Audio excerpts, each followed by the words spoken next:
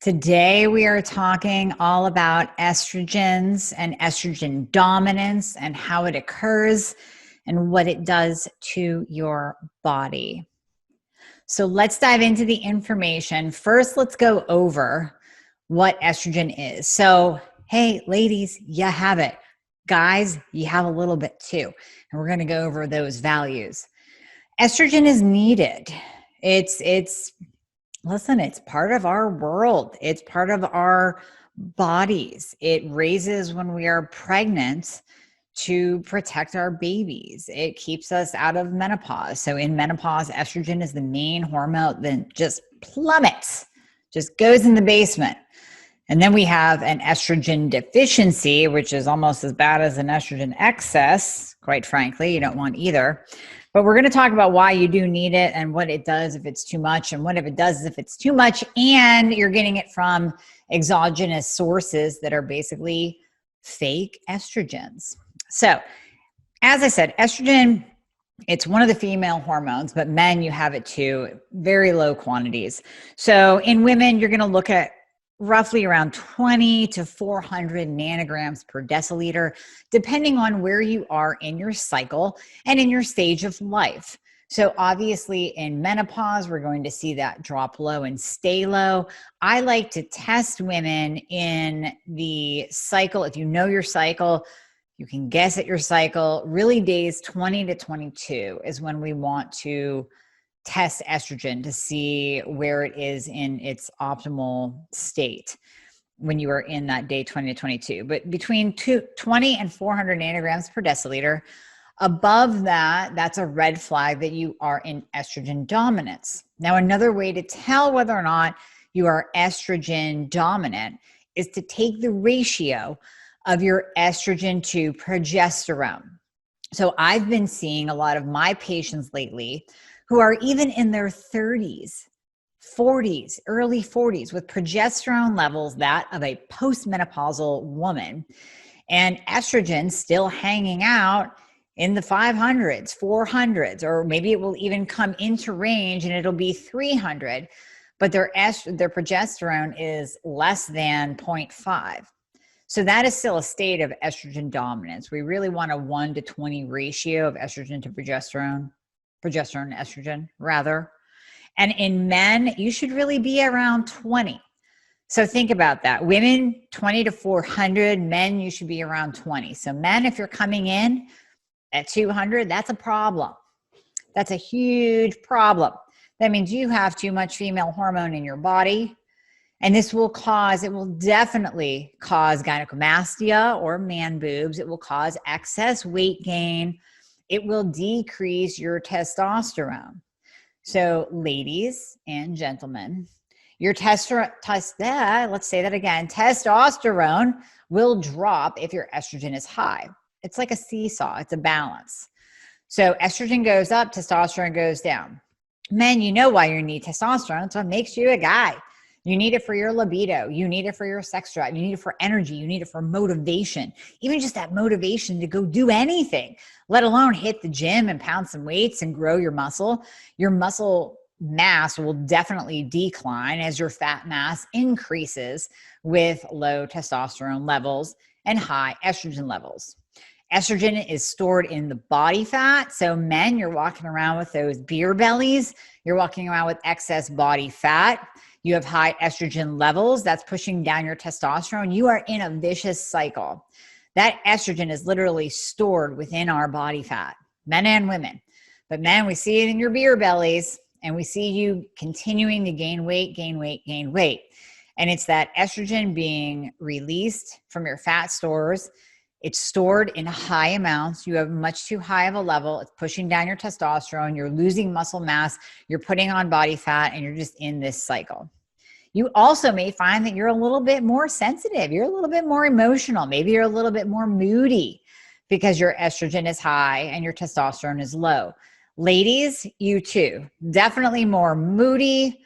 You're crying at commercials with puppies and children. Your testosterone is low, so you have no desire to have sex. Your libido is in the toilet. You cannot gain muscle, but you can gain fat really easy Because think about it. When you were pregnant, or if you've never been pregnant, if you were supposed to be pregnant, if you chose to not have children, that's okay. But if you were to get pregnant, estrogen would go up. That's what happens. What happens when we're pregnant? Breast tissue grows. Our fat stores grow up. We don't become obese, but our fat stores go up. Our adipose tissue increases. And this is all a survival mechanism manufactured by God to protect our bodies and feed our babies. When we were out in the wilderness and maybe it got cold, maybe food wasn't abundant, your baby could survive because your fat stores went up and your body could literally feed your baby off of those fat stores. So that's what estrogen does. So ladies, if your testosterone is low, that's not good. Estrogen high, not good at all. The other thing that we're finding with high estrogen levels, and this is more where the xenoestrogen, the fake estrogens come in, because they will do the same thing. They'll increase our breast tissue. And in men, that's where you get the man boobs. They will increase our fat stores that will stay. Those fat stores will then hold on to more estrogen, creating a more estrogen dominant state. You can see where this is a problem. And then it increases our breast cancer risk. So when we are exposed to all of the fake estrogens out there, they're literally causing our body to think that it's an estrogen, and that fake estrogen will bind to the estrogen receptor site, raising your estrogen level, decreasing your testosterone level, causing all the same problems of estrogen dominance, but it's not natural. It's not like you're pregnant. It's not like your body's responding to protect your baby that isn't even there. It is responding, but in a negative way. So you're growing excess breast tissue, you're increasing your risk of breast cancer, and you are putting on body fat left and right. So the fake estrogens we're seeing more and more of, they're toxins. They're toxins acting like estrogen. One of the big ones is BPA. You've probably heard this ad nauseum. We're going to go over it again. So BPA, bisphenol A, mainly found in plastics, and the marketing that you will see right now is BPA free. Well, the problem with that is there's BPS, there's BPF, there's BPAF. So as long as the manufacturers are not using BPA, they're allowed to claim that it is BPA free. They're still using a bisphenol product. They're still using a chemical that acts like an estrogen in your body and raises your estrogen levels. So that's the big one, BPA. It is found in so many products. So just because you carry around an aluminum water bottle, or a stainless steel, I should say, a Yeti, a stainless steel thermos bottle like I do, or just because you bought all glass Tupperware and you replaced all of your plastic Tupperware and you're saying, I don't microwave my food in plastic anymore, that does not mean that you are free from exposure of BPA. You have to look at your entire environment. You have to look at did you just get a new rug? Did you just get new furniture? What else is in your house? What's in your workplace? Are you grabbing receipts? Of course, we all go to the store, we grab receipts. Well, are you a cashier and you're grabbing receipts all day long? You might want to think about some gloves, because there's BPA in those receipts, and a lot of it. And it is absorbed right through your skin. Phthalates is another one. This we find in so many different products, also connected to plastics. I mean, if you think about our world, everything is in plastic. So even when you're buying, and listen, it's an 80-20 rule. 80% you can control and do something about, and 20% you just can't control. And there's not much you're going to be able to do about it. So in that 20%, listen, I'm going to applaud you if you're buying the organic, paraben-free, all-natural body wash that doesn't contain a bunch of fragrance and parabens and formaldehyde, but it's in a plastic bottle. So we are still being exposed to plastics, to phthalates, to BPA to an extent. But when you can make those 80% changes in your world, that's an 80% change in how your body's going to respond. When we're talking about weight, right? You're still struggling to lose weight, We're addressing your thyroid function. And believe me, estrogen affects thyroid too. We're going to talk about that. We have your thyroid, what looks to be optimized. We're checking out your insulin, and you're not insulin resistant. Well, we have to look at your environment. What are you exposed to? What level of toxins are in your body, and how is it affecting your individual hormones? Excess soy and flaxseed. So these are called phytoestrogens. They're plant-based estrogens. And you know, for a while there was a really big kick where Dr. Oz and different articles that you found said, increase your intake of phytoestrogens to protect yourself from breast cancer. Well, there's a limit. So in flax alone, there is over 100,000 units of phytoestrogens as compared to 9 in chickpeas. 100,000, 9. 100,000 is probably a little bit too much. So if you're using flaxseed once a week, fine. If you're using it every single day, you might want to cut that out. Yes, it's a good source of fiber. That's a whole nother topic in and of itself as to whether you need fiber. I've dropped fiber in many of my patients' diets who have gas and bloating, and their digestion is greatly improved. That's a side note. Yes, I know that flax contains fiber. And yes, I know that you saw it on Dr. Oz that you should eat flaxseed, but I am telling you there are way, way, way too many phytoestrogens in there. Soy is extremely estrogenic. Nobody should be eating soy. If you want to use a little bit of soy sauce because you're going to get your favorite sushi, go ahead. But I do not want to see soy-based protein powders in your cupboard. I don't want you eating tofu.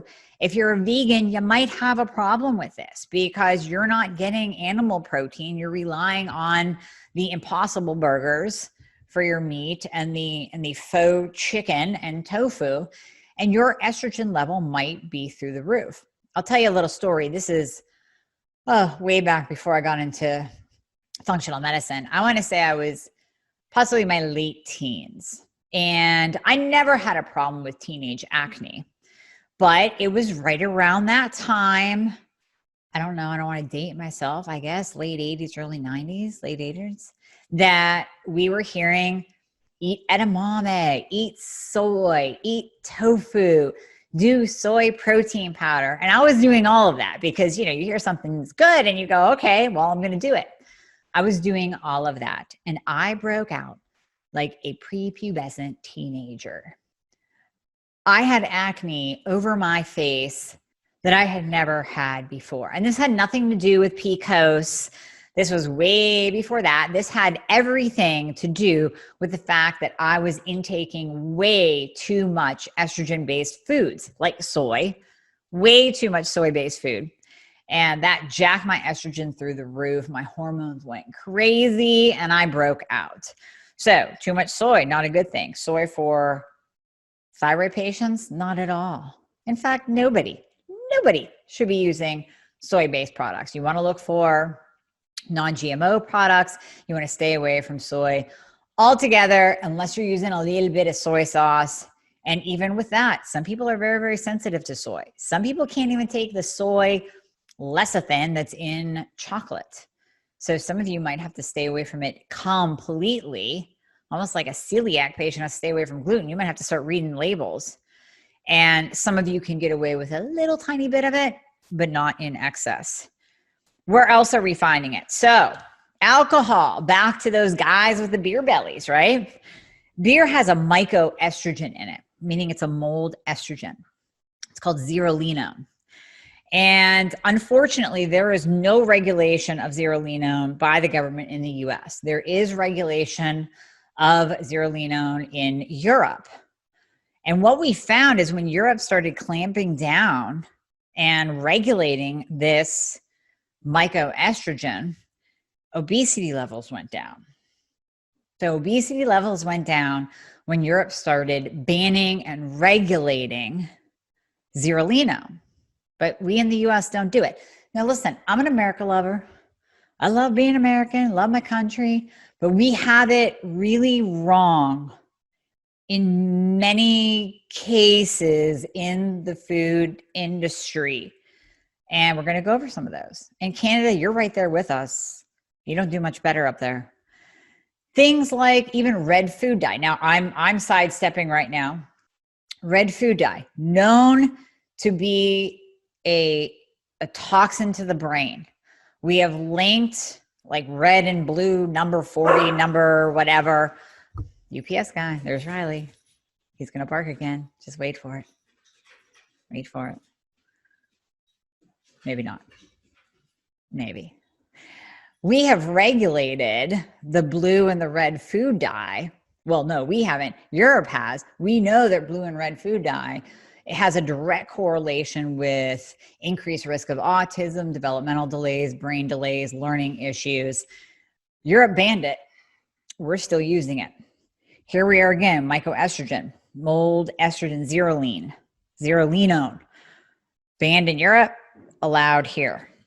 Europe will actually ship animal feed here if there's too much zerolinum in the animal feed, because they can't use it because it's banned. So they'll just ship it on over to the US for us to use. So much better, right?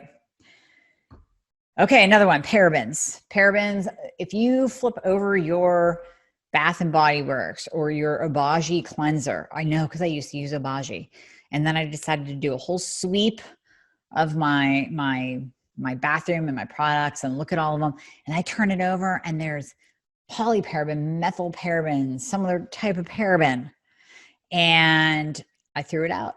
It was like a $40 bottle of face wash. I threw it out.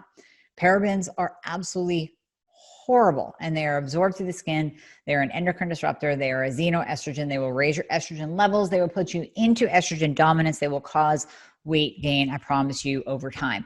And all of these xenoestrogens, they're not something that you're going to notice right off the bat. It's not like in 3-4 days, you're going to be like, oh my goodness, what's happening? I put on 5 pounds. It's going to be this gradual over time. What's going on with me? What's going on with my body thought process? Here's a big one, and I posted about this a while ago. I give all the credit in the world to Dr. Anthony J. He wrote the book Estrogeneration. I highly recommend it. Grab a copy, listen to it on Audible. He opened my eyes to this, and there are studies documenting what he is saying. Lavender oil. I know, all of you Young Living and doTERRA people are hating me right now, but you have enough other oils that you can use.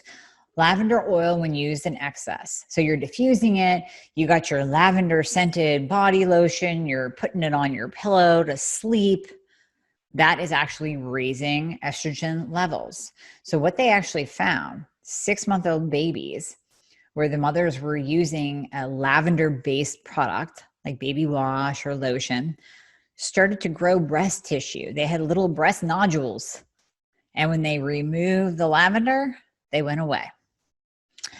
Lavender oil needs to go to estrogenic. Atrazine.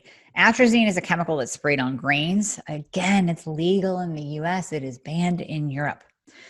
So that's why we always say do the grass-fed cows. So corn-fed cows are found to have 700,000 nanograms of atrazine in their blood. That's just in their blood.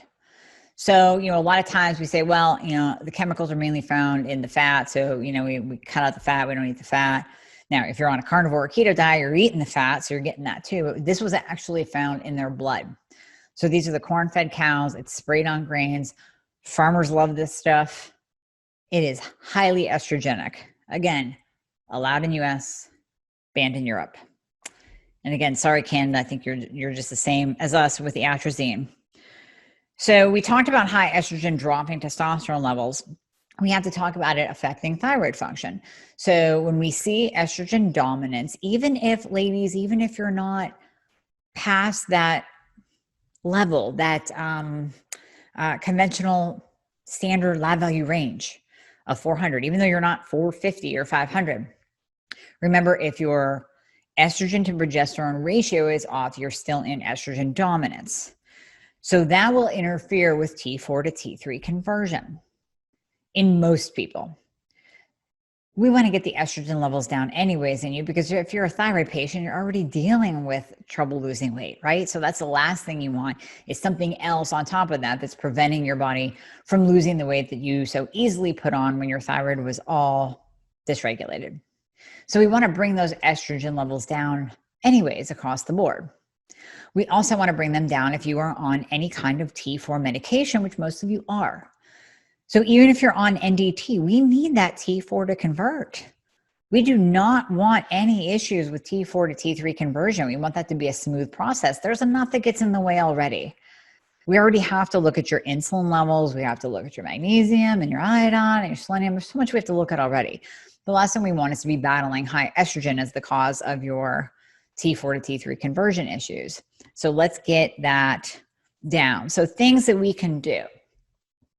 Things that we can do across the board, male, female, to lower that estrogen dominant state. So number one, in females, listen, if your progesterone is low, your practitioner, my nurse practitioner will prescribe you progesterone, micronized progesterone, and taken nightly. Sometimes we use it 14 days out of the month. Sometimes we use it nightly. That will balance out and start to lower that estrogen dominant state. Now, sometimes we pair this up depending on your level, right? Sometimes we will pair this up with a liver detox. I will put the link in the show notes as to which one to use. Liver detox is great because your estrogens are processed in the liver. They can build up. So even as you are losing body fat, you can become more estrogen dominant because your body fat is breaking down, releasing estrogen. Has to be processed through the liver. We make sure that the liver is processing and filtering properly. Doing a nice liver detox once, twice a year is the way to go, especially if you are in an estrogen dominant state right now. The other things we can use, indole-3 carbinol. That's a nice kind of easy, it's found in cruciferous vegetables. I know you thyroid patients are saying, I can't eat cruciferous vegetables. Yes, you can, but they have to be cooked down. So now you're cooking down the indole-3 carbinol effect. So it's better to just take it. So we'll put a link in the show notes to that as well. Indole-3 carbinol, really nice and easy, can bind to estrogen excreted out of the body along with a liver detox. Now, many of you have heard of DIM, diindolylmethylene. I don't know if I'm saying that right. It's kind of one of those, remember how we talked about me not being able to say deiodinase, which I'm getting better at? DIM is another one. So DIM can be used, but I recommend doing it while working with a practitioner, because if you do too much DIM, you can actually go into an estrogen dominant state because of the feedback mechanism. So I've had many patients that have been on DIM for years, kind of like all y'all that are taking probiotics every single day because you heard it was good, right? You should never be on probiotics every day. Don't use DIM unless you're working with a practitioner if you have high estrogen. So DIM is an option, a good liver detox, indole-3 carbinol, and then progesterone. We can use it in the micronized form, the prescription form.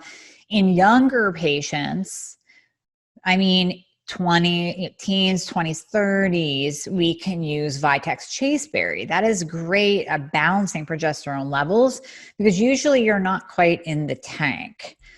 Usually you're just low progesterone, but not in that postmenopausal state. Even if you have PCOS, we can normally catch you with PCOS, bring down your insulin, and then increase your progesterone naturally with Vitex chasteberry.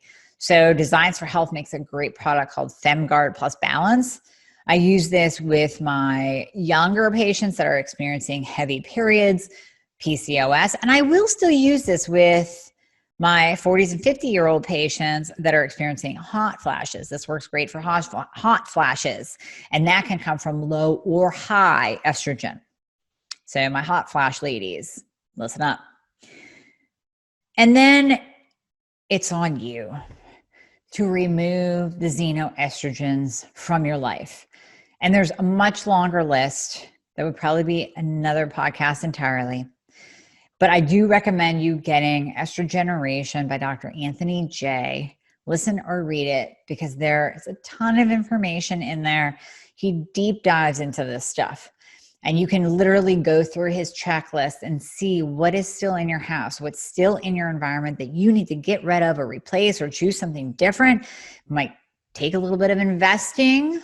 It might take some money. It might take a water filtration system, but you got to do it to get out of that estrogen dominant state.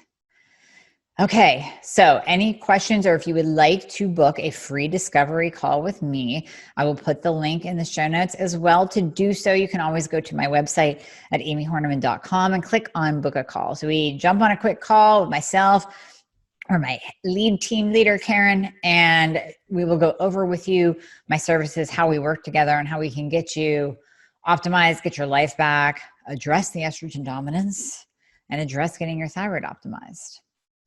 Okay, thanks for listening.